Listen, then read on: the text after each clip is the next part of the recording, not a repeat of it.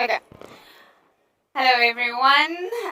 My name is Mahlatsi Nkosi. I am a research officer in inclusive agricultural finance with the International Water Management Institute out of the South Africa office. So today's session is about scaling impactful food, land, and water solutions in affected settings. Um, Presentation, please.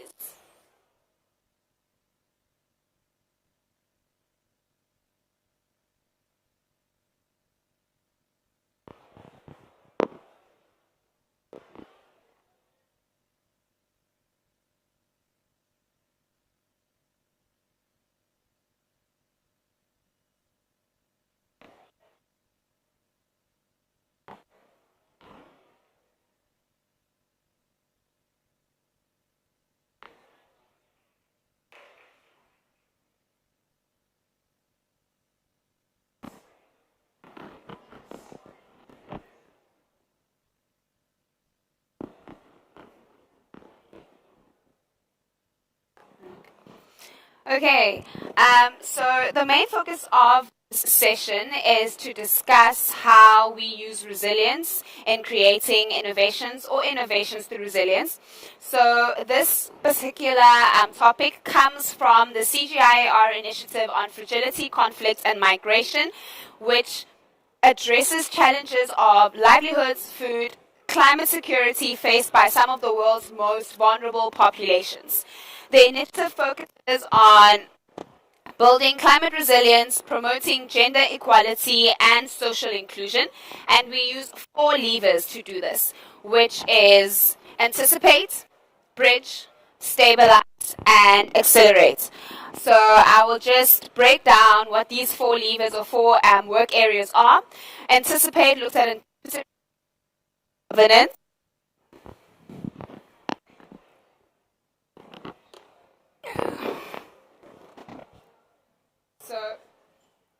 So anticipate looks at anticipatory action and governance, which looks at the intersection between local and international stakeholders by systems that mitigate and manage risks that are faced by food, land, and water systems in fragile, conflict-affected settings. This is achieved through the development of early warning and response systems, gender-sensitive crisis preparedness, as well as climate adaptation tools and guidance. Our second lever, which is bridge, looks at conflict and emergency operations.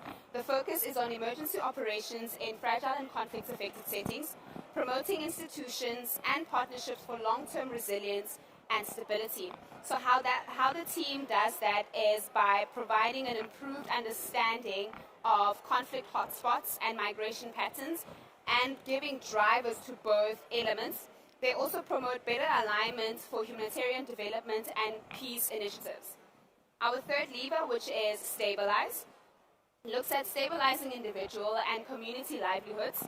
This works through the development of programs that stabilize livelihoods through food security, resilience, social cohesion, and accountability within fragile and conflict-affected settings and migrant communities.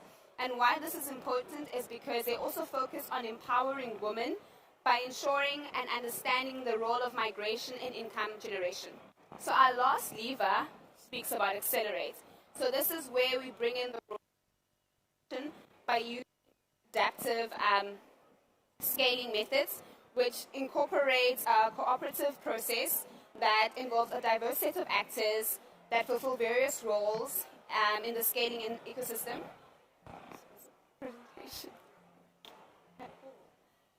Okay, so what we use 4 methods to do that, which is niche, reach, and accelerate. To find something unique within the innovation sphere that will allow you to accelerate it, and in accelerating it, you're trying to either scale up, scale up, scale horizontally, or scale out.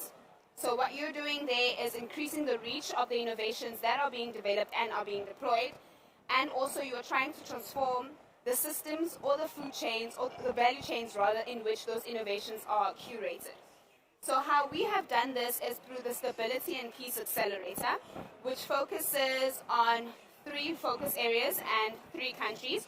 The focus areas being resilient food systems and nutrition in Nigeria, water and resilience in refugee communities, which focuses on Jordan, and we also provide digital solutions for climate security and migration.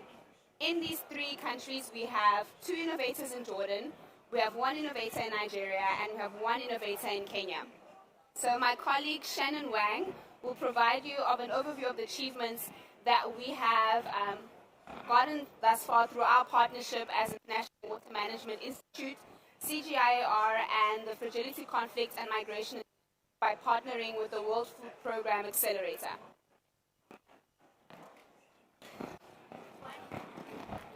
It was starting to Okay. All right. Good afternoon, colleagues. I hope you can hear me all right. My name is Shannon Wang. I work for the World Food Programme based in Rome. I'm here representing the Innovation Accelerator of the World Food Programme, where we have built a very fruitful collaboration with our colleagues from CGIAR and IMI. So thank you so much for the wonderful collaboration. Allow me to just take a step back to provide a little bit of context why water is such an important issue to WFP, the largest humanitarian organization in the world trying to help tackle the issue of global hunger. Globally, we know that 70% of the food insecure populations are living in places where water stress is a daily challenge. The remaining 30% of the food insecure population, their access to water and the water quality they consume is being highly compromised. So with that context in mind, addressing the water issue is really one of the core business that WFP is trying to battle on a very regular basis. So in that context, we have formed this collaboration and worked on this acceleration challenge called the Stability and Peace Accelerator. And as our colleague has mentioned earlier, the principles behind this collaboration is really trying to ensure how we can identify impactful, scalable, grassroots level innovative ideas in order to help us to address interlinkages between water, food, and food security. So with that in mind, we have built this accelerator in a 6-month sprint program, started with many rounds of consultations and in the end, we have chosen 4 ventures which has entered the current round of cohort. 3 countries, Jordan, Nigeria, and Kenya, focusing on different thematic areas. I'm going to really briefly introduce what each of the venture is about, and we have 2 very exciting ventures online with us. They will tell you more about the thinking behind each of the programs. I plant conflict forecast. So what each one of those are, they have very exciting names, right? The first one, Aqua Pro. What is it? It's about building appliance that can make drinkable water from air, an innovation from Jordan. So during their sprint, they have already secured multiple buyers and new opportunities to connect with global investors. iPlant is about farming solutions for small urban spaces in Jordan that has already secured a plot at the largest national agriculture research center in Jordan. And this provides them with new opportunity to experiment in the coming months. We also have conflict forecast in Kenya, an innovation benefiting from smart technologies to understand and analyze factors that may impact displacement of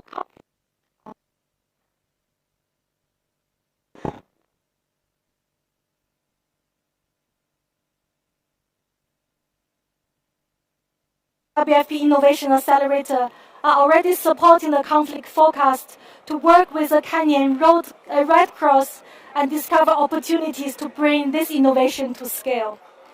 Last box, it provides opportunity to extend the shelf life of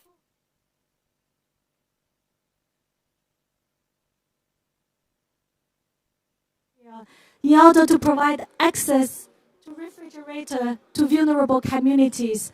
As we all know that the post-harvest management is one of the key uh, essential criteria in order to boost food consumption and food provision, and we really, really feel that Coolbox will be one of the critical innovation to really make that change on the ground. So with that, should we already invite our colleagues online to tell us more about their innovative approaches? I'm sure it's going to be a very exciting opportunity to hear about that. We will be having a pitch event on the 4th of November. These innovators will be coming together through an online gathering. There is actually a QR code. I'm not sure the slide works or not, but if it works, there will be a QR code which you could scan in order to join the virtual pitching event on the 4th of December. With that, let me invite my colleague Kel to tell us more about the aquaporal innovation that he is leading. The floor is yours. Well, thank you very much, and hello, everyone. I'm very grateful for this opportunity to share Aquaporo's journey with the World Food Program and CGIAR's Stability and Peace Accelerator Program. As a startup based in Amman, Jordan, Aquaporo's mission is really to revolutionize water access in water-stressed regions. Our collaboration with WFP and CGIAR has been transformative in scaling our atmospheric water harvesting technology from our initial household device Droplet to our community scale solution Stream. Droplet is our most mature product. It's a device that produces and delivers up to 20 liters of clean water daily using only the air. And it produces that amount even in dry desert arid climates like Jordan. That's enough quantity to provide for our family's basic needs. However, we at Aquaporo recognized rather quickly that to create lasting impact in vulnerable communities across Jordan and beyond, we needed to think bigger. And this led to the idea of developing Stream, our community level solution. The support from the Stability and Peace Accelerator program provided Aquaporo with the opportunity to pursue Stream's development, in addition to three critical elements. First is they provide an innovation expertise.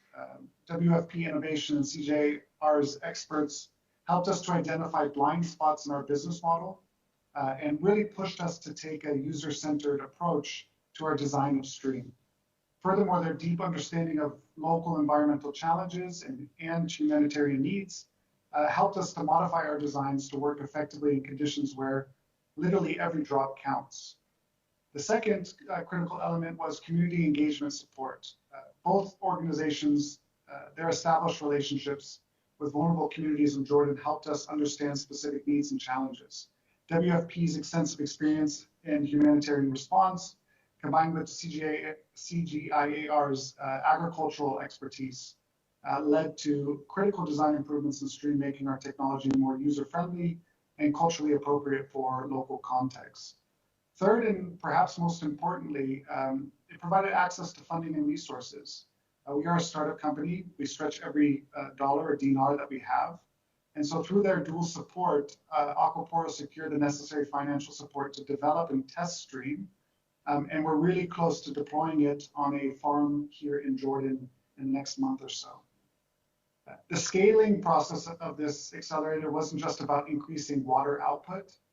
Working with both organizations taught us how to build a sustainable social enterprise within the communities that we operate. Local residents are now actively engaged with their advice being continuously pursued to ensure that we really can help them address the challenges that they are facing in real time. Our impact as an organization has been expanded in three key ways. Environmental sustainability. By harvesting water from air, our technology is reducing pressure on Jordan's depleted groundwater resources. Each Stream device saves approximately 180,000 liters of groundwater annually. Social cohesion, our community level approach, because of this accelerator, has fostered collaboration among citizens here, residents here. And we are, after all, trying to solve problems faced by these citizens and residents when it comes to water access, quality, and usage. And then finally, economic opportunity. This project supports the growth of a startup. It provides jobs at a startup. It allows us to expand our product portfolio. establish a greater presence in the market, and really position ourselves to be a major player in the water sector market moving forward. I'd say looking ahead, the continued support from both organizations is invaluable as we refine both droplet and stream technologies, and we start to expand to new regions across the Middle East and North Africa. We're working on implementing smart monitoring systems, optimizing performance, and predicting maintenance needs of our devices. So effectively, to summarize this all up, the combined support of WFP and CGIAR's Stability and Peace Accelerator Program has been more than just funding. It's been a catalyst for Aquapora's transformation, helping us to evolve from our droplet device, our household solution, to stream, our community level innovation that creates lasting social and environmental impact in Jordan and beyond. So thank you very much, and I wish I could be there with you. Hello from Jordan.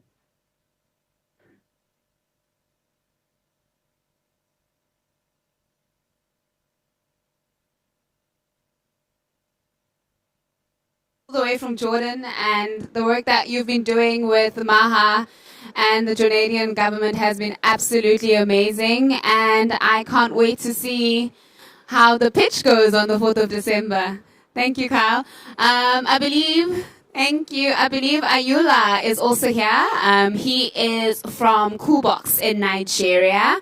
Can you bring your screen up and you can just tell us a little more about your innovation and working with WFP as well as our technical advisor from Nigeria? Dominique?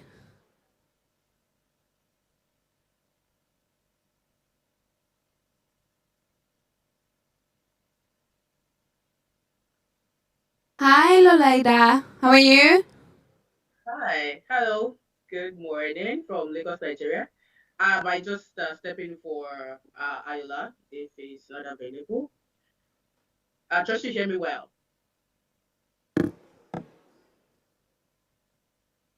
Okay.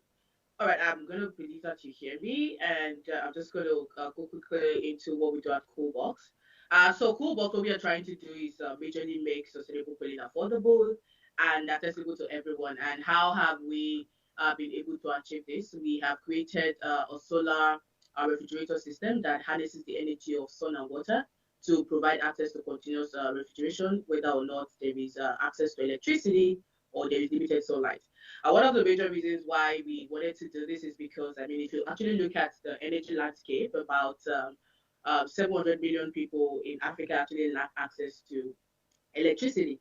And the penetration of refrigerators in Africa is just about 17%, right? I mean, that means in a group of 100 people, maybe about 5 or 6 of them actually have refrigerators, right? And when it comes to access to energy, this also speaks greatly to access to refrigeration, right? If there is no access to energy, then there is no access to refrigeration. And this would usually lead to a lot of food loss, right? I mean, about 40% of food produced each year actually goes to waste. And when it comes to, getting refrigerator systems, unaffordability becomes a major problem because it costs a lot to actually own systems.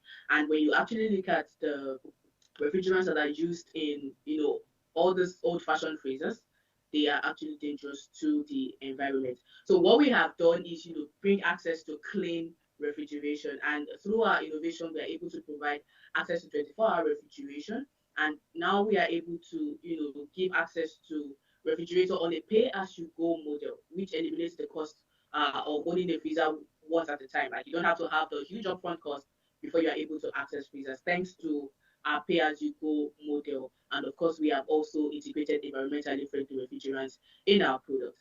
I mean, right now in Nigeria, we have been dealing with a lot of national grid collapse. I mean, for people who have been following the news, you will see that there's been a lot of news around the national grid collapse. And at least in the past 2 months, we've had about 3 or 4 national grid collapses. Now, when this happens, that means there is no access to refrigerator, right? And right now we are working in Adamawa state of Nigeria. That's like one of the fragile areas of Nigeria, and that's located in the north.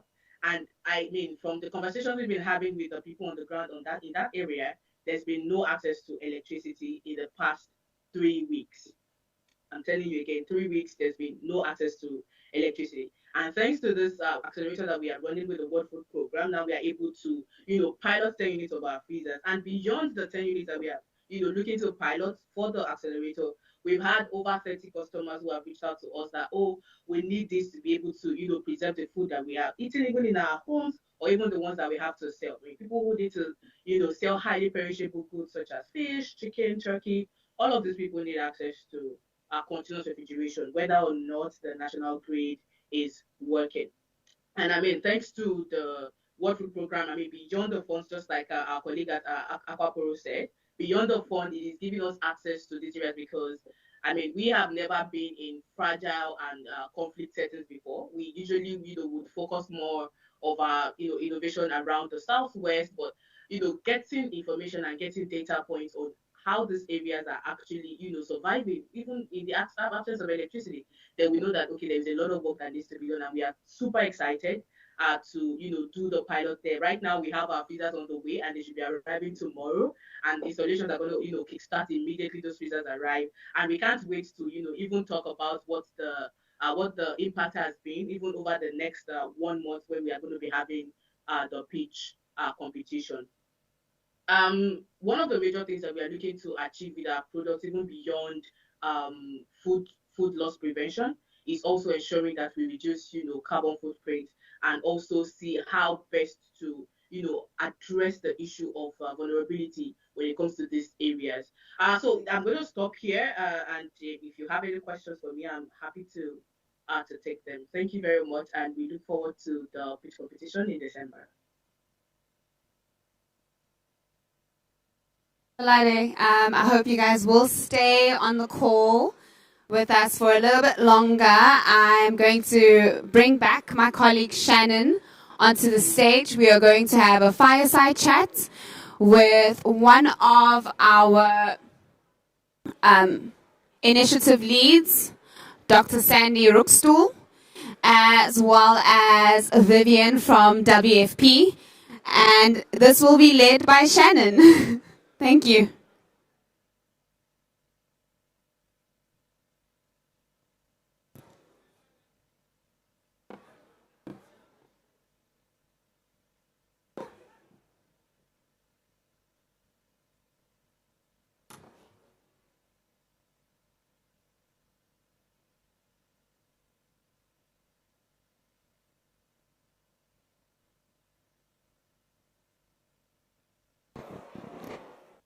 Great.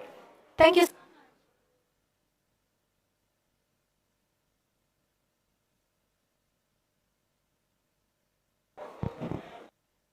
Try again? Yeah, that's good.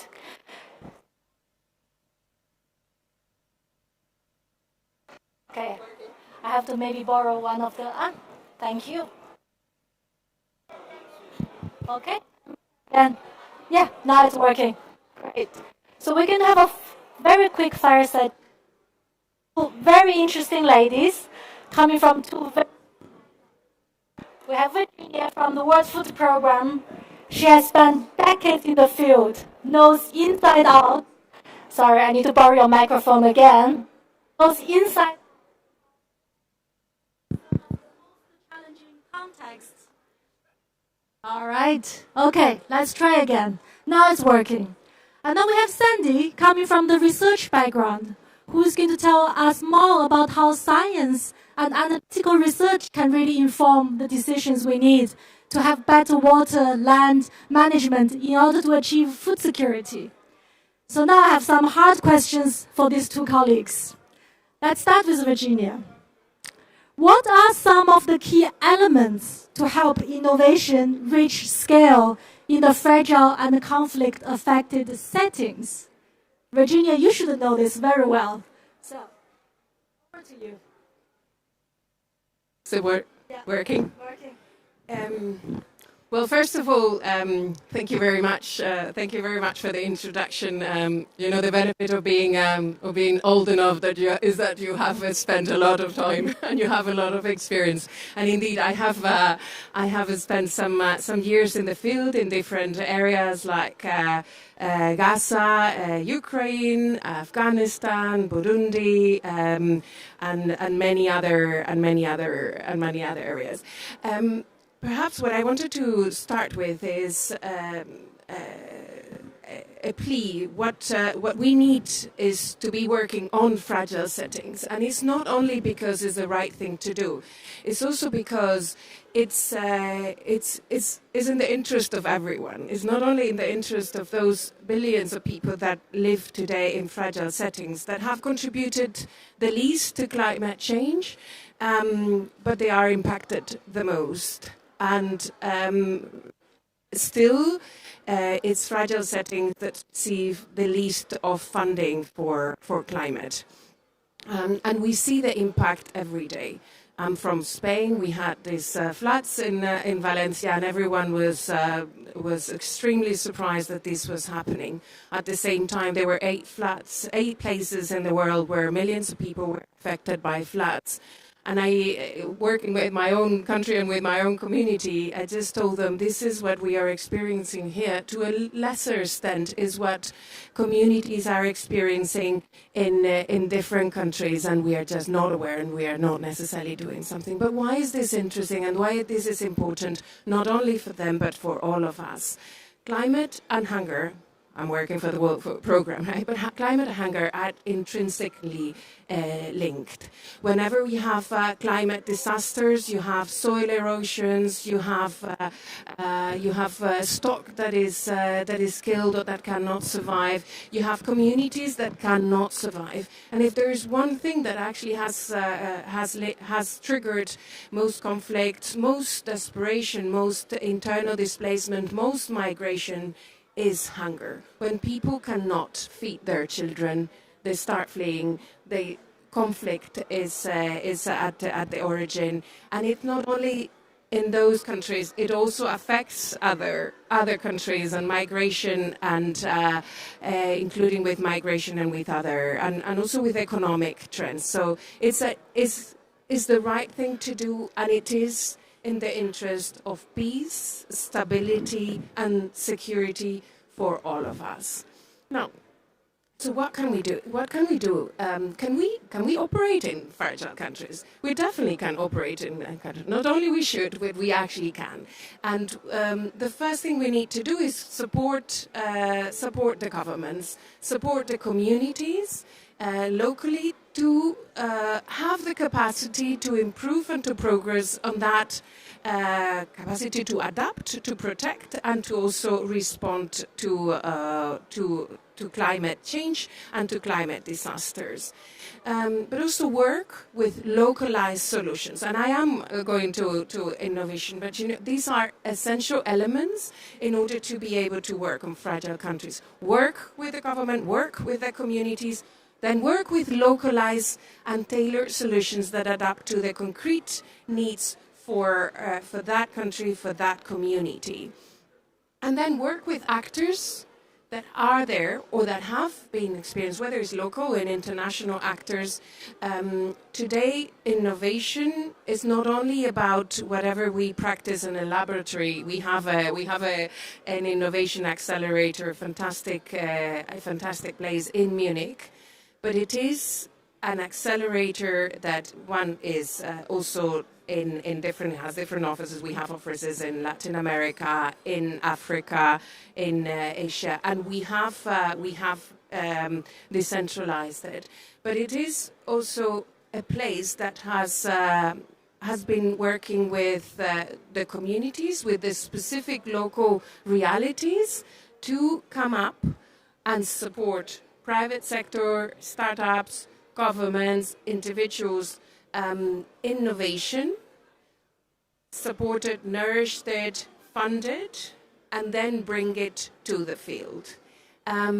With the World Food Programme, we have been working for 60 years in fragile countries. We have that experience. We collaborate. So the element of collaboration is essential for us. And then we bring in new innovative initiatives that can bring either sometimes the elements that the local communities have known for years, and the elements that we bring sometimes is technology, or is we bring some of the elements together in order to be able to implement it and to bring it to scale. So we listen and we see what the communities work. So give some examples in terms of how we work with communities. In the Sahel, we have a program of resilience and rehabilitating in 5 countries that deserted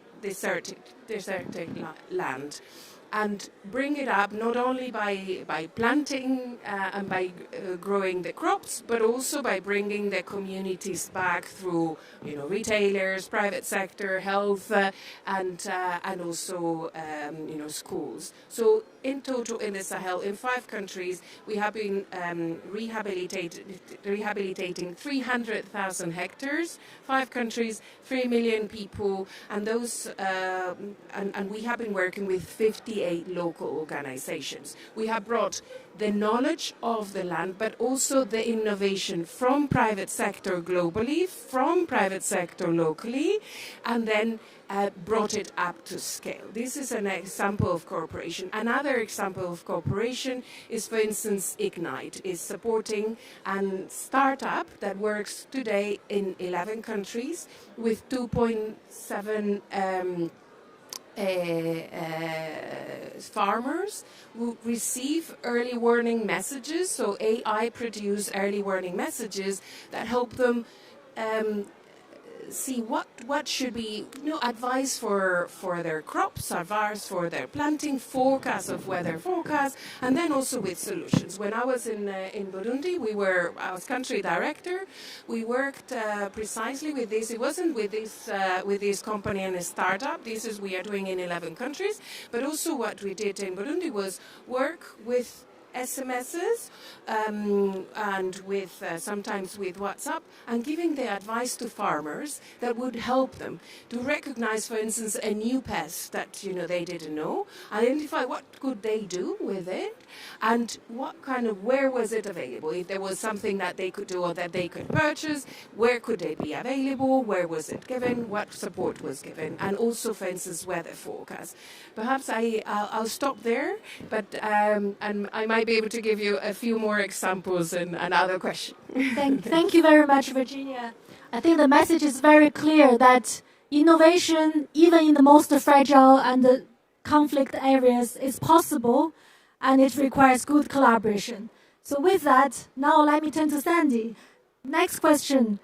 How do you approach local and international collaboration to support these initiatives so they can really reach the scale which is needed to address those unique challenges? What is your experience, especially from your experience working with these research institutions, to ensure those solutions can reach scale? Thank you for that. Okay, you can hear me okay, right? Okay, that's a win. Let's see, a couple ideas come to mind. First of all, I'd like to... We've learned a lot in implementing this together, by the way, so we want to thank you for this partnership. It's been quite a fast year of a lot of work, but this is a space where innovation and acceleration is not... The science is not quite there yet, and that's what we're trying to help do, is develop a foundation to promote innovation and scaling in an effective way, to draw these lessons and to contribute to a better, stronger body of knowledge for global action. And so that's one of the most important areas, is leveraging this sort of global partnership, okay? And developing tools to deploy best practices. That's foundational to this partnership and everything that we've been able to do with the innovators who have spoken with us today. In addition, and related, of course, is capacity sharing. These are dynamic situations, as you've just described, where innovation, they can be rife with innovation, but what's sustainable, what's practical, what can be scaled, what's responsible for scaling, okay?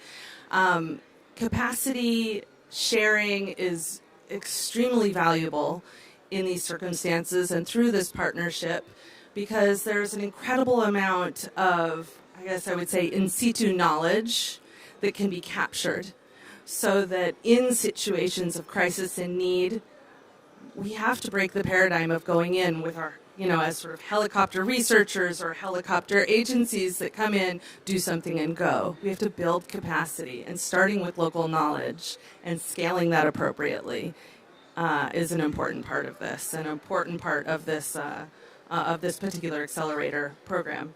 And last is localization, and you've also touched on the need to work with local partners.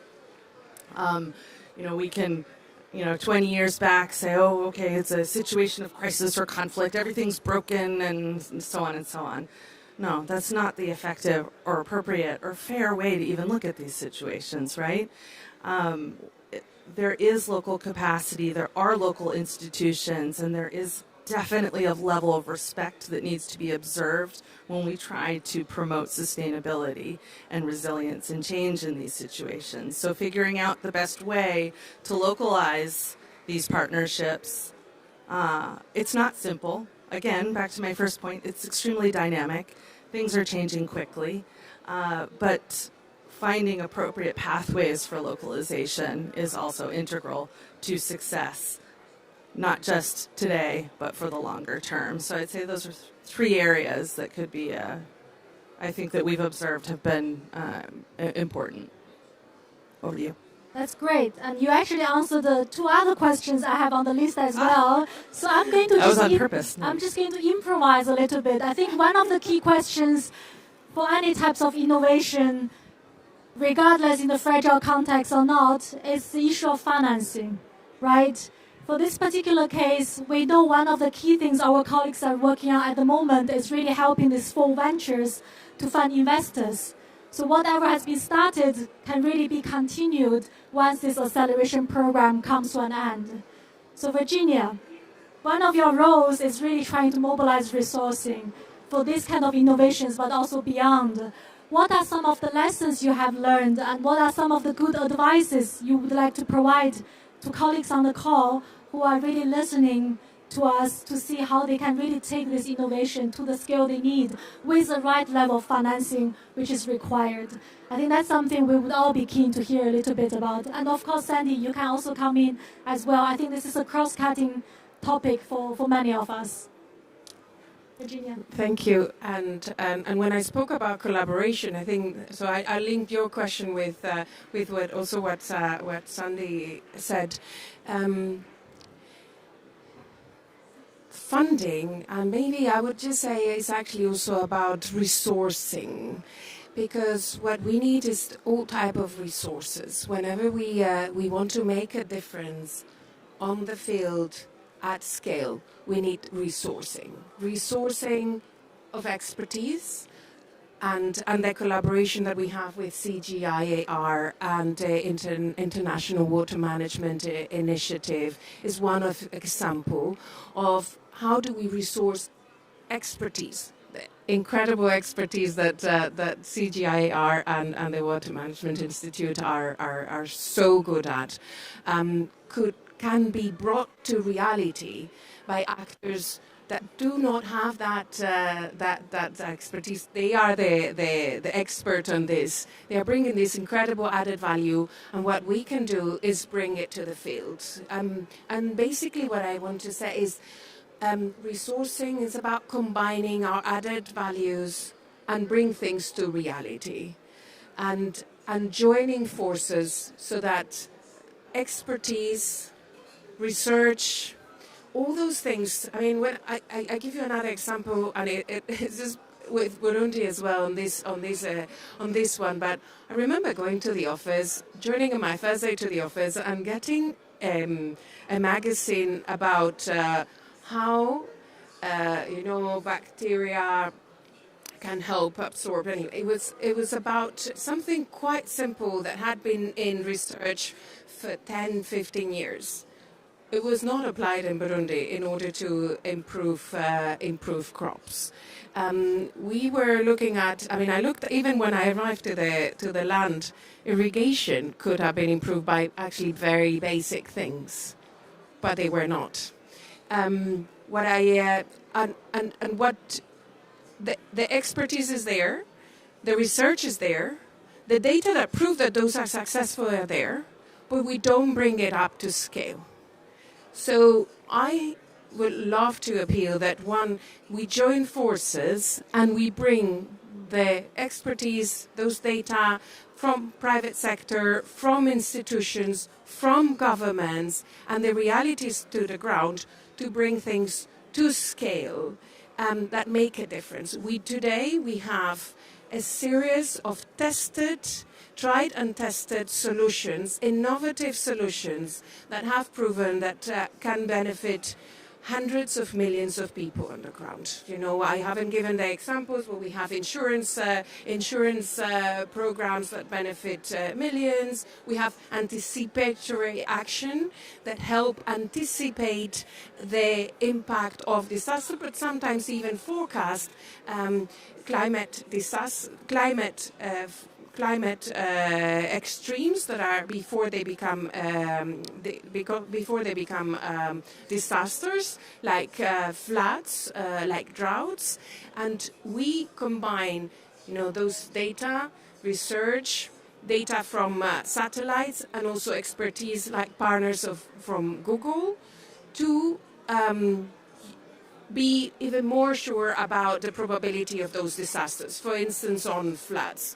And in Bangladesh, for instance, when we were seeing that there was a flood in a river that was going to happen, we injected some cash to 145,000 families. Those families could take their children and their families, their cattle, protect as much what they had, leave, and then save themselves, save their properties as much as they could. When the flood happened 4 days later and then they came back, the emergency costed half of what it would have costed.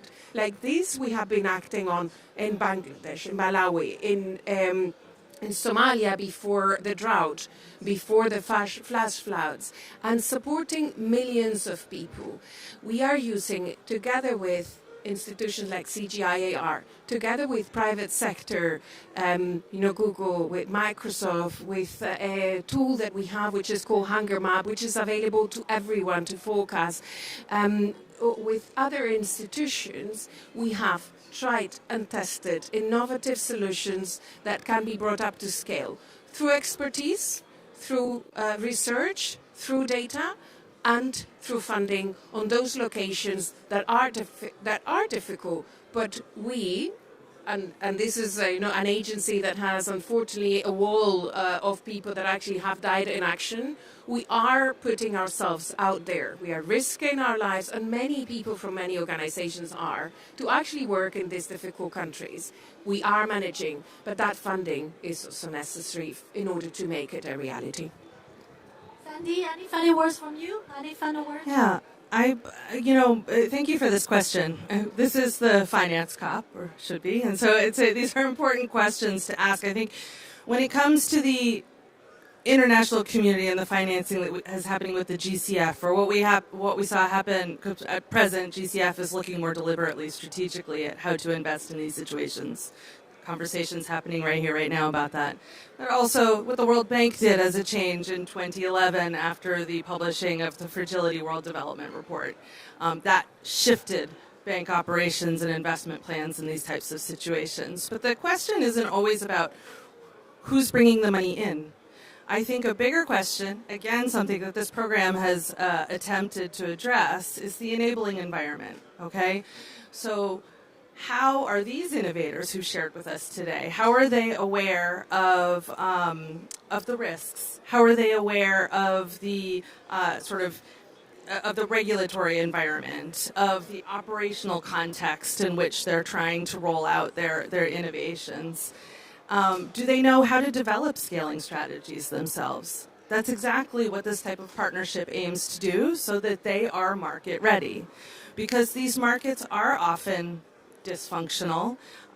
So how do you promote good in such a tricky situation, right? So therefore, there becomes another responsibility for the financial institutions about how to promote or how to invest in market systems that will function more equitably, more fairly, and towards goals of sustainability. So these are some of the questions about how finance works. I think that hopefully through this program we can elevate this and help to facilitate some change. Thanks. Thank you very much. Now I'm going to hand this over to my colleague for the closing remarks. Thank you, everyone. Thank you. So firstly, I just want to thank Sandy and Vivian for joining us today. Sandy and Vivian come from various backgrounds, with Sandy working mostly in anticipatory action and governance, and Vivian working in private public partnerships. So we've got two different perspectives from two different worlds in the fragility and conflict affected settings. So for us, we just want to share some lessons learned and achievements. So one of the biggest achievements for us right now, we just want to celebrate Aquaporo, who won the Innovation Award recently in Geneva 8X. What they're doing with the Mega Waha is very amazing, and it will continue to scale and address the water security issue in Jordan. So congratulations, Kyle, once again. And through that, we've raised awareness for our innovators. Coolbox was also at the same event, and they got to experience different stakeholders, understand the context of the areas that they're working in, and build the networks that will allow them not to just scale within their countries of focus, but also tap into other markets that will allow them to expose their innovations and their expertise to. So also we have done our best to provide knowledge, networks, and resource mobilization. And by resource mobilization, we're talking about the technical assistance that we provide. And this is through our CGIAR centers like the Alliance Biodiversity CIAT, the International Water Management Institute, and IITA. It always confuses me, the acronym. I'm so sorry, guys, for that one. And also the business development, the Innovation Accelerators have helped them understand position in fragile and conflict affected settings, which is very important when you're dealing with innovators, because the innovations that these guys are doing, they are based on local needs, and when an investor comes in, they don't necessarily understand the need for that specific innovation, but the work that WFP has done has created business models as well as a value proposition that aligns with not only with the innovator, but the specific investors that they are targeting. And also through the capacity building, it's through introducing them to areas like NAS, also building them the capacity through joining other CG projects like the JIHAS project, which is about to come into effect next year.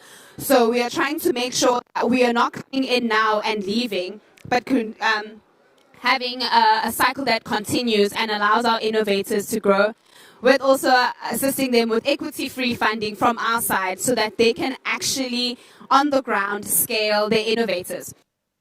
I'm just going to open the plenary for 5 minutes for anyone who has questions for either WFP, and then we will close it off.